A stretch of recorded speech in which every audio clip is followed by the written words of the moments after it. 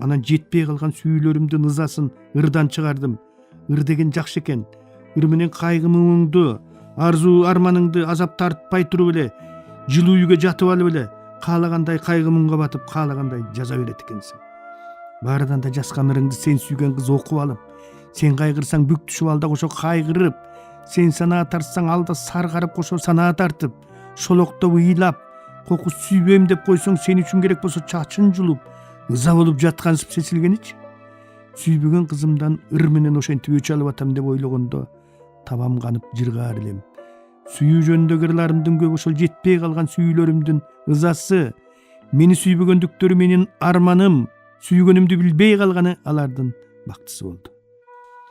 Сабактан тарап кетип баратып, жакшы көргөн кызымдын артынан ээрчип алып, ага жакшы көрөрүмдү айта алмак тургай, жанына жакын жолой албай, күнгө төшүн кактап жаткан кардын үстү менен шашпай жылып бараткан көлөкөсүнө көлөкөмдү тийиштирип басканыма төбөм көккө жетип, өзүмдү дүйнөдөгү эң эле бактылуу жан катары сезер элем. Биздин учурда сүйүү да так ошол кардай таза эле. Кыздар да таза эле. Биз кыздарды сүйгөндө такыр жамандык ойлобой сүйчүбүз. Азыркылар адегенде жамандык ойлоп албадан сүйүшөт экен. Бала кезимде өзүмдөн 5 класс улуу пионер вожатый эжемди жакшы көрүп калып, наристе сүйүүмдү эч кимге айтпай, эч кимге көрсөтпөй ичиме катып жүрүп чоңойгом. Кийин кыздар менен жүрүп калган кездер аларды дайыма ошол мен жакшы көргөн эжекеме салыштырчумун. Жакшы нерселерди жакшы нерселерге, жакшы адамдарды жакшы адамдарга салыштырганда киши жаңылбайт экен. Биздин учурда суу да таза эле. Көчөдө тердеп кургап ойноп жүрүп чаңкаганда арыктын жээгине жата калып, аккан суудан кымыз жуткандай жутуп алып кайра ойноп кетчүбүз. Сүйүү көп балдарды адам кылды. Мени да сүйүү адам кылган. Кыздарга жаман сөз айтпоого, кагып силкип урушпай, сыйлап турганга үйрөткөн. Сүйүү мени кат жаздырган, сүрөт тарттырган, мектептин дубал кестин чыгарткан, манас айттырган, ыр жаздырган. Сүйүү мени уктатпай, ысылатып, түнү бою чабалактатып чыккан. Сүйүү болбогондо мен винонун бөтөлкөсүн сүйрөгөн бойдон эбак жок болуп кетмекмин. Мени бардык жаман адаттан сүйүү сактап калган. Мен жакшы көргөн кыз жакшырдагандыктан аны коштоп туруу үчүн манжаларым жооруп, эттери түшүп калганына карабай мандалин четкенди үйрөнгөм. Мен жакшы көргөн кыз сүрөт тарткан баланы жакшы көргөндүктөн анын көзүнө түшүш үчүн мен да сүрөт тарткам. Мен жакшы көргөн кыздын атасы чабан болгондуктан мен кийинки жылы суранып барып, ошол корого сакманчы болгом. Эгер сүйүү жок болсо жигиттер жинди болуп кетмек. Сүйүү жок болсо жигиттер эле эмес, жер үстүндө жашаган жандардын баары жинди болуп жок болмок. Азыр сүйүүнүн кадыр баркы аябай кетти. Ким кетиргенин эч ким билбей калды. Жакшы нерселер жоголоорунда дегенде кадыр баркын жоготуп, анан өзү жок болот экен. Атырга аябай өчөлөм. Студент кезде бирөөлөрдүн бөлмөсүнөн атыр көрсөм, чап жабышып, алаканыма төгүп жиберип, ээси кирип келгиче мойну башыма шыбап жиберип, демимди басчумун. Айрыкча лаванда менен шипр көрсөм, баса калчумун. Атыр себингенден кийин топтошуп турган кыздарды көздөй түс качырып барып, жандап өтүп, истребитель артына ис калтырып учкандай, артыма атырдын жагымдуушун калтырып узап кетер элем. Мен муну мага кыздар көңүл бура турганда эч нерсем жоктугунан эмес, жөн эле адам болгон соң өтүп кеткенден кийин артыңда бир жакшы нерсе калыш керек да деген ой менен жасачумун. Атырды жакшы себингеним менен атыр тандаганды да, өзүмө чак кийим тандаганды да, анан өмүрлүк жарым Зейнеге гүл бергенди да өмүр бою үйрөнө албай койдум. Муну Нуралы досум жакшы айтып берет. Азыр да Дордой базарына бара калганда биринчи эле жолукканын баса калсам, "Ой, ал Кытайдыкы эле, Кытайдыкы" деп Зейне бакырып жиберет. Бакырып жүрүп эле бара Кытайдыкынан башканы кийбей калдык. Бүгүн айыл менен мени туташтырган жип шуулардын көбү үзүлүп, көбү эскирип бүттү. Ата-энемди көргөн адамдар улам азайган сайын, айыл да менден улам алыстап, чоочун болуп барат.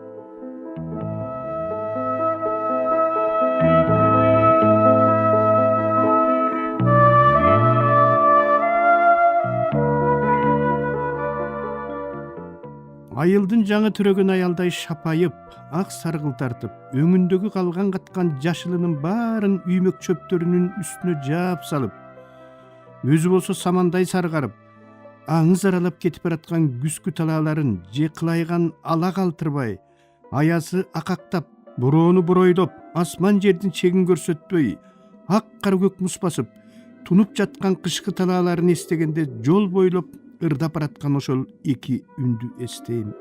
Ошол эки үн өмүр бою кулагымдан кетпей калды. Бири зымгарагайлардын үнү, бири Торгарт жолундагы сунуу машиналарынын үнү. Ат башынын кысыл көпүрөсү аркылуу Бишкек Торгарт жолунан Кытайды көздөй жүк тарткан машиналардын уңулдаган үнү ар көйүс менен бер көйүстөгү ат башчылыктарга тынбай угулуп турчу. Айнегинде англисче «С» «У» деген жазуусу бардан уламбы? Биснел аларды сунуу машиналары деп койчу. Аксай менен арпага каттагандарда сунуу машинасы менен бардык, сунуу машинасы менен келдик дешчү. Кара суунун жолунда баратып, ой терскенге чейин шашпай угулуп турган ушул машиналардын үнү өзү менен кошо менин кыял оюмду да алда кайда алып учуп жетелеп кетер эле. Машинаны айдап бараткан шоопуру болобу, ичинде бараткан жүргүнчүсү болобу, кимиси болбосун ушул машинага түшүп алып жомоктогу керемет жактарды көздөй кетип бараткансып, ушул кабинанын ичинде мен болуп калбаганыма ичим бышып, өзүм түшүнбөгөн, өзүмө белгисиз, бирок дайыма ээликтирип, дайыма бир жактарды көздөй азгырып турган нерселерге кусалана берер элем. Мага өзүм жашап жүргөн айыл эмес, башка айылдар, башка жерлер кызык сезиле баштаган кез эле. Ошол Бишкек Торгарт жолу менен тынбай каттап турган сунуу машиналары менин балалыгымдын бир барагы калган Казбек айылынын тушуна жакындап барып, андан ары Аксай, Арпага, андан ары Кытайга кетчү. Ким билет, мени сагынткан, мени кусаланткан, мени сырдуу жактарга жетелеген нерселер мүмкүн ошол жакта калган балалыгым беле. Айта албайм. Ал убакта Ат баш району Кытай менен чектешкен чегара район катары Совет өлкөсүнүн өзгөчө көзөмөлүндө тургандыктан ат башчылыктардын паспортунда ПЗ пограничная зона деген атайын белги болгон. Нарындан ат башыга өтө турган кууш капчыгайдын оозун күндүр түндүр орус армиясынын жашыл фуражкачан чегарачылары күзөтүп турар эле. Ошол жылдары мен жаш жасуучулардын бүткүл сайыстык фестивалына катышуу үчүн барганда да орустардын чегара шаары болгон Владивостокко ПЗ деген белгиси бар ат башчылык паспорту менен оңой эле өтүп кеткем.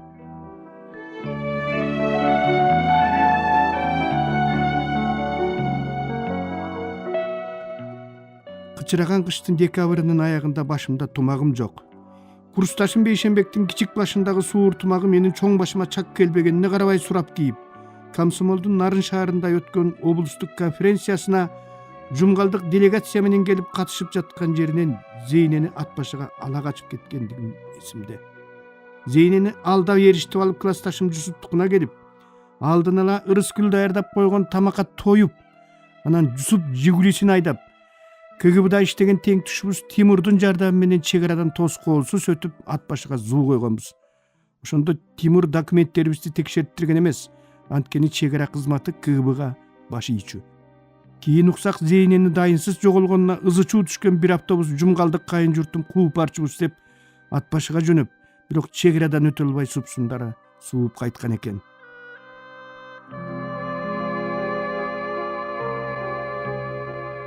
Тентиген.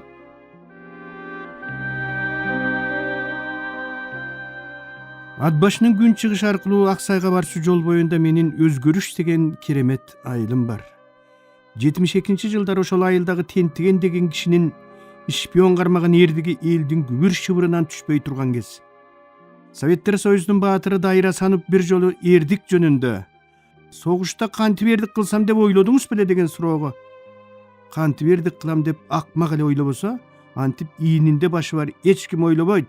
Согушта аман калсам экен, эки саным аман келсе экен деп гана ойлойт» деген эле. А кезде темирдей тартип, чегара катуу кайтарыкта. Нарындан ат тесегин кургатпай атайын кишилер келип, жерлерде чогулуш жасап, арабызда Совет өлкөсүнө жакшылык каалабаган кара санатай күчтөр көп экенин, андыктан ат башынын ар бир айылы, ар бир кишиси өзгөчө кыраакы, өзгөчө сак болуусун, кандайдыр бир шектүү адамдар байкалары менен дароо чегара заставасына билдирүү керектигин кулакка куюп кетип турар эле. Айрыкча 69-жылкы Даманск заставасындагы окуядан кийин Кытай СССР алакасы мурдагыдан да бузулуп, ана согуш чыгат, мына согуш чыгат болуп, эки өлкөнүн мамилеси устаранын мизи менен басып, армия мылтыкчан жатып, мылтыкчан туруп калган кез.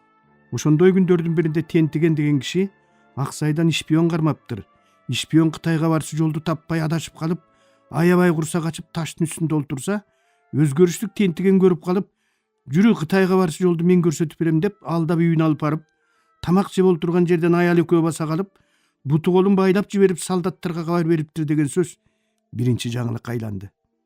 Ал окуя мындай болгон дешет. 1972 жыл Жукагардын сөөгү жаткан февраль айынын каткалан карын тепсеп, сарайын айланган Анапиянын алдын бейтааныш, өмүрүндө көрбөгөн орою суук орус досту. Жанында шишимик көз, кыргыз кебетеленбеген дулдук кара бала, кайыш куртка, шырмал шым, бутунда жүнү тышына аңтарылган тирикмуш өтүк, башында көчүгү желкесин жапкан башкача бир түлкү тумак, эңгезер бойлуу эжгейдей эзилген эмекен. Орусча бир ооз сөз билбеген, кокус орус жанына туруп калса, бирдеме деп орусча сүйлөп ийсем эмне деп жооп берерин билбей уят болом деп качып барып башкалардын ийининен башын чыгарып карап турганда гана жаны жаялган Анапиянын жүрөгү кабына мына ыргыганы турду. Бул орус Аксайдын заставаларынан күндө болбосо да күн алыс көрө калып жүрчү ак тончон, мылтык жан, 5 жылдыз куру, 5 жылдыз тумагы бар чегерачы орустарга такыр окшошу меселе. Мен геолог, ушумага ат керек деди ал. Ат эс, азыр деп шашып сүйлөп, ичинен титиреген Анапия атын жандап баратып шап минген бойдон күйгөн өтөктөгү Тентигенди көздөйтчү койду. Чекшиди, кыштын күнү кайдагы геолог? Артын караса тигилөкө ээрчип алыптыр. Анапия ан сайын ылдамдады. Дагы баягыдай болбосо экен деп Жакен экөөнүн ишпион кармаганын эстеп баратты. Ат башынын малчылары жайкысын кыштоолорундагы жапсарды каш кулак ойгондой оюп жиберип, суур каскандай казып жиберип жер алдына кирип кетет. Катын бала казан аяк, жууркан төшөлчүсү менен баткыдай үй жасап алып, кыш бою былк этпей чыгат. Мындай жер алдындагы үйлөрдүн лепилдеп жылуулугун сураба. Супаранын бетиндей тегиз жерден киши карааны көрүнө калып, кайра жок болуп кетип аткан ошол жер Аксайдын күйгөн өтөк кыштоосундагы ирик баккан Тентигендин жергепеси. Тепкедей тересеси да бар. Төрдө бир кертим жүк. Төбөсүнө жалаң советтик Кыргызстан менен иленчил жаш кесиптери чапталган. Эр жагында көрпөчөлүү ээр, эпчи жагына чийгаланып, эт баштыгы иленген бакан турат. Тентиген Анапияны корумдудагы заставага жөнөтүп, кошунасы Абдылда болуп меймандарды тосуп алып жергепеге кийирди. Шарипа дасторкон жайды. Тентиген меймандын оң жагына олтуруп, 1-2 чыны чайдан кийин документин сурады. Орус коюн чөнтөгүнөн документ эмес эле тапанча сууруп келатканын байкап калган Тентиген буйдамга келтирбей баса калды. Тигил болбой эле үстүндөгү Тентигенди иримдеги чамындыдай айлантты. Кармаган жерин өмүрү кое бербеген Тентиген ат тиштей жабышты. Тигил алып немекен көтөргөн бойдон туруп жөнөгөндө өтүгүнүн такасы менен алаага тепти. Орус бүктөлүп баратып атып жибергенге үлгүрдү. Тапанчанын огу Шарипанын кулак түбүнөн учуп өтүп, жергепени тешип чыгып кетти. Үйгө топурак, кар куюлуп, жанагыдан да бешбетер бырыксыды. Жанараак шашып чыгып кеткен Абдылда үйдөн ап келе калган огу жок мылтыгын оруска кезеп сүр көрсөтүп турду. Жаны кашайган Шарипа эсине эми келди окшойт. Темир табак менен орусту баштан арып басып алды. 1 сааттан кийин ити менен жер жайнаган чегерачы аскер келди. Келип эле колго түшүрүлгөндөрдү жергепеден сыртка алып чыгып, кардын үстүнө көмкөрөсүнөн жаткырып колдоруна кишен салды. Аңтарганда Атбаш районунун Аксай менен Арпанын картасы, пистолет, бычак чыкты. Жанындагысы дунган бала экен. Тентигендин арыңгап кетип, отличник пограничной службы деген төш белги акчалай сыйлык менен сыйлады. Аялы Шарипага сковородка менен ишпионду башка чапкан эрдик үчүн япон жоолук беришти. Чегараны бускан ошол ишпион аксайлык малчылардын кыраакылыгын текшерүү үчүн атайын КГБ тарабынан жөнөтүлгөн киши экенин чегара кызматынын башчылары Тентигенге айткан жок. Анан Тентигендин доору башталды белем. Кыргыздын илгерки номер 1 революционери Таабалды Жукеев Пудовкин кызуу болгон сайын кындан сууруп алган кылычын жалаңдатып, Совет өлкөсүнө ким каршы болсо башын алып таштайм деп, Нарындын жалгыз көчөсүнөн бир маал татырактатып барып эле чаап өтүп турган өңдү Тентиген да Аксайдан келе калган күндөрү кызыл болуп алып, өзгөрүштүн көчөсүнөн аркы терки чаап өтүп турду. Атбашка барганда жеңиш жолу кесиндеги теңчү Токтогулга жолугуп, ишпионду кантип кармаган эрдигин айтып мактанып, гезитке интервью берип, сүрөтү менен чыгартып алып кетчү. Ал Аксай же Атбашы тараптан келатканда өзгөрүштүн жолу как жарылып, баягы жинди келатат деп бир дары тескери бурулуп, Шпион кармаган акем келатат деп келингесектер шыбырап, тентиген байке деп балдар үйлөрүнөн атып чыгып, жолдун боюна томолонуп чуркап, тентигендин аркасынан жетпей бозола болуп самсаалап бараткан чаңды узатып, көздөрү жайнаган боюнча карап калышаар эле. Тентиген Аксайга баратып да, келатып да Кызыл булактагы заставанын эшигин тээп кирип, жүгүлүсүндө олтургандарга эмне жейсиңер, котлетпи же балыкпы деп бакылдап, котлет деген эмне деген бала экенин билбеген ат башлыктар аңырайып бирин-бири карап, балык эле жейбиз деп балбылдаганда, Тентиген өз үйүндө жүргөнсүп бака-шака түшүп, балык кууртуп берип кайрадан жолун улачу. Тентигенди Аксайдын бардык заставасы өз кишисиндей тосуп алып узатчу. Анын оозунан эмнегедир чака-чука чайнек, сагысканы майнек, бөтөлкөсү айнек деген ыр түшчү эмес. Ат башлыктар Тентигенди чын эле жыргап жүргөндөй сезчү. Бирок анын эч кимге айтылбай турган, айтууга болбой турган арманы барын, анысы башы менен кошо кете турган жашыруун сыр экенин эч ким билчү эмес. Апасы Раматтылык анын милицияда иштешин такыр каалаган жок. Ууру кылганды, ушак айтканды жаман көргөн. Чындык десе өлүп перегенден кайра тартпаган уулунун мизи так ошол чындык истеген жерден сынаарын. Бутакка тытылаарын ойлобогон шамалдай алып учуп даалдаган неме акыйкаттыктын өзгөрмө өңүн, булганма жүзүн көргөндө ыйманы самандап, акыйкаттык деген акыйкаттыкты орнотом деген жерде жок болорун эне жүрөгү сезсе керек. Кызмат деген колдун кири деп тегин жерден айтыппы. Кызматка көнүп алган жаман болот. Кызматка канча көнсөң ошончо кир дейсиң. 7 кишиге баш болгондон көрө 700 койго баш болгон артык балам. Киши арыгын байласаң төбө каңдайт. Мал арыгын байласаң ооз майлайт деп атып эле апасы койчу кылып Аксайга алып келип таштаган күндөн бери далай заман өтүптүр. Анан үйлөндү. Анан бир коро ирик багып кой артынан түштү. Канданбектен кайра тартпаган эр мүнөзү, кайраты, жапайы күчү менен бат эле малчылардын башы болду. Кудайдан бөлөк эч ким жете албайт деген Аксайга КГБ, Мамлекеттик коопсуздук комитети жетти. А кезде КГБнын колу жетпеген жер шарынын үстү да, асты да жок болчу. Тентигенди адегенди ат башыга, андан нарын алып барып алдейлеп жүрүп, эркиндигине кишен салды.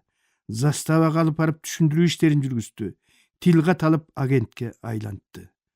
Ошондон тартып нарындан келген киши каалаган маалда келип алып кетип, каалаган маалда алып келип жүрдү. Кээде чапаны дал-далынан сөгүлүп, ит талагандай таланып, бирок анын андай атайын кийимдери заставага калтырылып, өзүнүн үйүнө жеткирип салган кезинде босогону аттары менен буту колун тарта албай келип, сулап жыгылаар эле. Кайбирде чек араны бузуп өткөн шектүү киши катары сайдан сайга салып, таштан ташка кубалап, чек ара кайтырган совет аскерлеринин кыраакылыгы менен иттеринин алгырлыгын Тентиген менен сынады. Тентиген СССРдин чек арасын кайтырган киши катары өзүн катардагы малчылардан өзгөчө жаралган адамдай сезчү. Бирок ичинде ошондой сезимдер менен бирге көкүрөгүн түпөйүл кылган, бирок анын эмне экенин өзү да жакшылап түшүнө бербеген башка да бир сырдуу нерсе бар эле. Сайдан сайды кечип, тикенек зымдарга тытылганын, качып баратып итке таланганын жан кишиге айтчу эмес. Айтууга да болбойт болчу. Айтууга болбой турган нерселер барган сайын өлүк көмүлгөн бейиттей көңүлүнөн чоло жер калтырбай көбөйө берип, нарындан келчү киши пайда болоору менен ичи муздай катып, дагы кайрадан иттерге таланып, ойдон тоого акактап чуркаарын ойлоп заарканып, жүрөгүм мүрзөгө айланып калганына чыдай албай кеткенде, жеңилдээр бекемин деп аракка кирер эле. Бирок арак да дабаа боло алган жок. Ат башлыктардан далай аракеш чыкса дагы Тентигенден аракеш чыкпай койду. Алаксыш үчүн кайыш да кармады. Кайкылатып камчы дөрдү.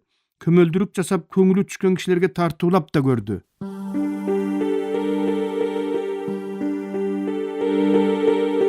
Сиздер, урматтуу радио угуучулар, Кыргыз Республикасынын эл акыны, Токтогул атындагы мамлекеттик сыйлыктын лауреаты Шайлообек Дүйшеевдин Агындылар аттуу китебинен автордун көркөм окуусунда улантып уктуңуздар.